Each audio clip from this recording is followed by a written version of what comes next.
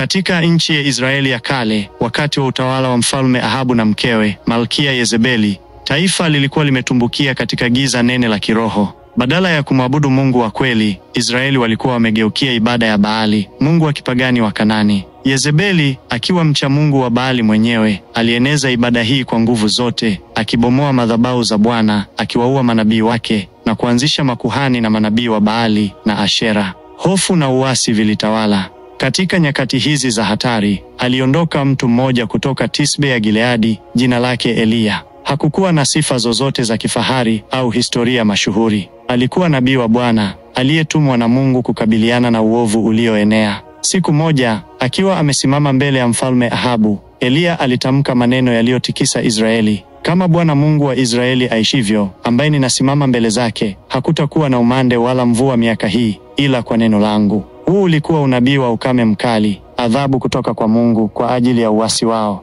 Maneno haya yalimkasirisha Ahabu na Yezebeli. Walitamani kumuua Eliya mara moja, lakini Bwana alimlinda nabii wake. Alimwamuru Eliya ajifiche karibu na kijito Kerithi, mashariki ya Yordani. Huko, Eliya alikunywa maji ya kijito na kulishwa na kunguru asubuhi na jioni, wakimletea mkate na nyama. Hii ilionyesha utegemezi wake kamili kwa Mungu na uwezo wa Bwana kumtunza katika mazingira magumu.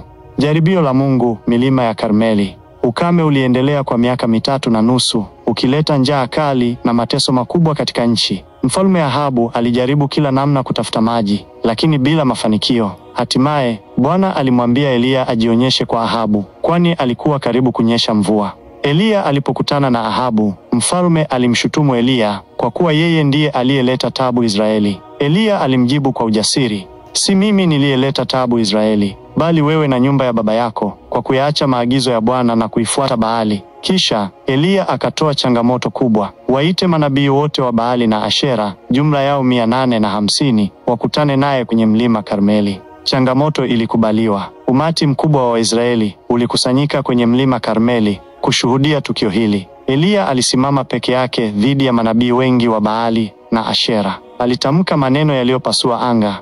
Hata lini mtakaa mkawa na mawazo mawili? Kama Bwana ndiye Mungu, mfuate yeye, na kama Baali, basi mfuate yeye. Kisha Eliya akapendekeza mtihani. Manabii wa Baali watayarishe ng'ombe kwa ajili ya sadaka, na yeye pia atafanya vivyo hivyo, lakini hakuna moto utakaowashwa. Mungu wa kweli ndiye atakayewasha moto kwa moto kutoka mbinguni. Manabii wa Baali walichukua ng'ombe wao na kutayarisha sadaka. Kuanzia asubuhi hadi mchana, walilia kwa sauti kubwa wakimuita Baali, Baali, utujibu. Walirukaruka kuzunguka madhabahu yao, wakijikata kwa visu na mikuki kama ilivyokuwa desturi yao, wakitarajia majibu kutoka kwa Mungu wao. Eliya aliwadhihaki, akisema, pazeni sauti zenu, labda yuko safarini, au labda amelala, inampasa kuamka. Lakini hakukuwa na sauti, wala majibu, wala yoyote aliyejali.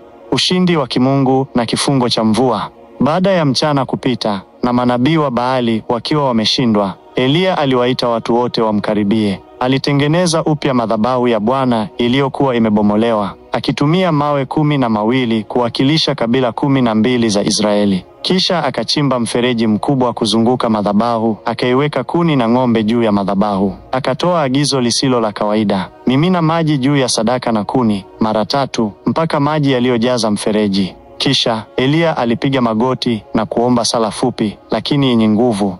Bwana, Mungu wa Ibrahimu na Isaka na Israeli, ijulikane leo ya kuwa wewe ndiwe Mungu katika Israeli, na ya kuwa mimi ni mtumishi wako, na ya kuwa nimefanya mambo haya yote kwa neno lako. Unijibu Bwana, unijibu, ili watu hawa wajue ya kuwa wewe Bwana ndiwe Mungu, na ya kuwa wewe umeirudisha mioyo yao nyuma. Mara moja, moto wa Bwana ulianguka kutoka mbinguni, ukateketeza sadaka, kuni, mawe, na hata udongo wa madhabahu, na ukakausha maji yote yaliyokuwa mferejini. Watu wote walipoona hayo, walianguka kifudifudi na kupaza sauti, Bwana, yeye ndiye Mungu, Bwana, yeye ndiye Mungu. Baada ya ushindi huo mkubwa, Eliya aliamuru watu wakamate manabii wote wa Baali. Hawakutoroka. Eliya alihakikisha walichinjwa karibu na kijito Kishoni, akionyesha hukumu ya Mungu juu ya uasi. Kisha Eliya alimwambia Ahabu, panda, ule, ukanywe, kwa maana kuna sauti ya mvua kubwa. Ingawa hakukuwa na dalili zozote za mvua, Eliya aliamini neno la Mungu. Alipanda juu ya kilele cha Karmeli, akainama chini na kuweka uso wake kati ya magoti yake. Alimwambia mtumishi wake, aende aangalie bahari mara 7. Kila mara mtumishi aliporudi, alijibu, hakuna kitu. Lakini mara ya 7, mtumishi alisema, tazama, wingu dogo kama kiganja cha mkono wa mtu linatokea baharini. Eliya alijua hiyo ilikuwa ishara. Akamwambia mtumishi wake amwambie Ahabu afungie gari lake na ashuke kabla mvua haijamzuia. Muda mfupi baadaye, anga lilijaa mawingu meusi, upepo mkali ulivuma, na mvua kubwa ikanyesha, ikifunga ukame ule mrefu.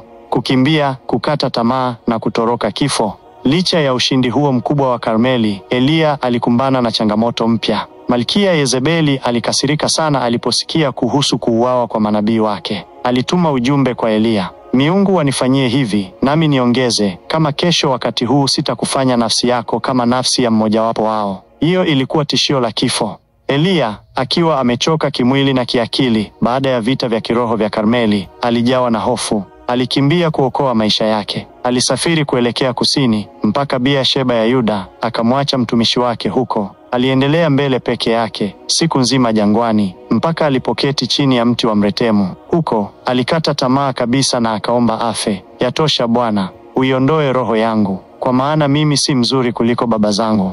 Akiwa amelala usingizi mzito chini ya mti, malaika wa Bwana alimgusa, akamwambia, amka, ule. Eliya alipoangalia, kulikuwa na mkate uliookwa juu ya makaa ya moto na chupa ya maji. Alikula na kunywa, kisha akalala tena. Malaika alimgusa tena mara ya pili, akamwambia, amka, ule, maana safari ni ndefu mno kwako. Akila tena, Eliya alipata nguvu na akaendelea na safari yake kwa siku 40 mchana na usiku, mpaka alipofika mlima Horebu, mlima wa Mungu. Huko, Eliya aliingia pangoni na kulala. Bwana alimjia katika sauti tulivu, akimuuliza, unafanya nini hapa Eliya? Eliya alijibu, akilalamika kwamba amejitahidi kwa Bwana, lakini Waisraeli wameacha maagizo yake, wamezivunja madhabahu zake na wamewaua manabii wake, na yeye peke yake ndiye amebaki, na sasa wanatafuta kumuua. Bwana alimwambia Eliya asimame juu ya mlima. Kwanza, upepo mkali ulipita, ukipasua milima na kuvunja miamba, lakini Bwana hakuwa katika upepo. Kisha, tetemeko la nchi lilipita, lakini Bwana hakuwa katika tetemeko.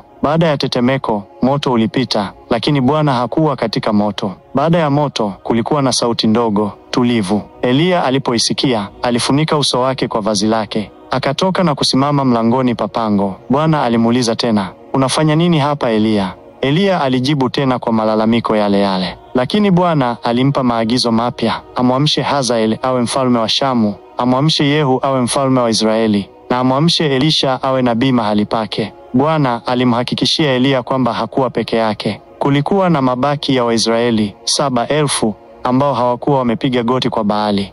Kurithiwa na kuzamishwa mbinguni. Eliya alirudi na kumtafuta Elisha, ambaye alikuwa akilima na ng'ombe. Eliya alimvisha Elisha vazi lake la unabii, ishara ya kumchagua kuwa mrithi wake. Elisha alimfuata Eliya, akimtumikia kwa uaminifu.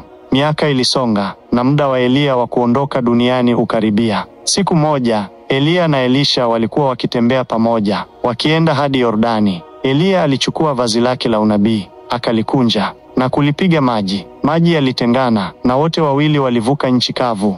Walipokuwa wakitembea, Eliya alimuuliza Elisha, omba chochote nitakachokufanyia kabla sijaondolewa kwako. Elisha akajibu, naomba sehemu maradufu ya roho yako iwe juu yangu. Eliya akamwambia, umeomba jambo gumu, hata hivyo, ukiniona nitakapoondolewa kwako utalipata, la sivyo hutalipata. Walipokuwa wakiendelea kuzungumza, ghafla, gari la moto na farasi wa moto walitokea na kuwatenganisha. Eliya akapanda juu kwa tufani kuelekea mbinguni. Elisha alishuhudia tukio hili la ajabu. Alipiga kelele, baba yangu, baba yangu, gari la Israeli na wapanda farasi wake. Kisha Elisha akaona vazi la Eliya likianguka chini. Alilichukua vazi hilo, akalirudi mpaka Yordani, akalipiga maji, na maji yaliyotengana, akavuka. Hii ilikuwa ishara kwamba roho ya Eliya sasa ilikuwa juu yake. Eliya, nabii wa Mungu, aliondoka duniani bila kufa. Alikuwa mfano wa ujasiri, uaminifu na nguvu za Mungu. Hadithi yake inabaki kuwa chanzo cha msukumo, ikitukumbusha kwamba hata katika nyakati ngumu zaidi, Mungu anaweza kumtumia mtu mmoja kubadilisha historia na kudhihirisha utukufu wake.